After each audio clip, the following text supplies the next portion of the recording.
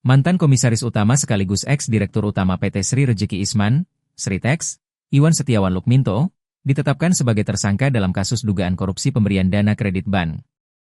Bos Sritex tersebut kemudian ditahan Kejaksaan Agung, Kejagung, pada Rabu, 21 Mei 2025, malam.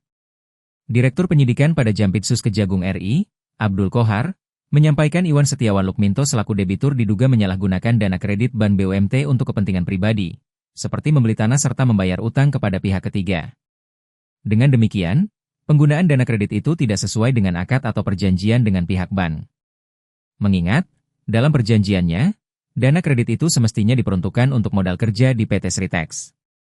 Tetapi berdasarkan hasil penyidikan uang tersebut tidak digunakan untuk modal kerja, tapi digunakan untuk membayar utang dan membeli aset yang tidak produktif, ungkap Kohar, Rabu.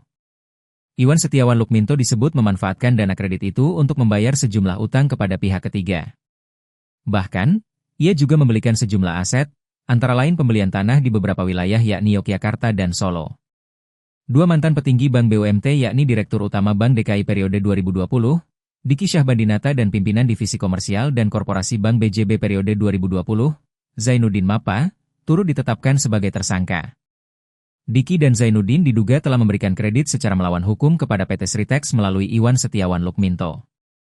Menurut Kohar, kedua orang itu tidak melakukan analisis dan menaati prosedur saat memberikan kredit kepada PT Sritex yang saat itu dipimpin Iwan.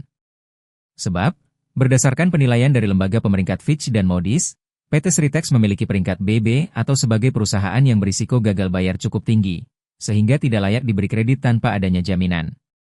Akibat adanya pemberian kredit dari Bank DKI dan Bank BJB kepada PT Sritex, Kohar menyatakan negara mengalami kerugian sebesar Rp692 miliar. Download Tribun X sekarang, menghadirkan lokal menjadi Indonesia.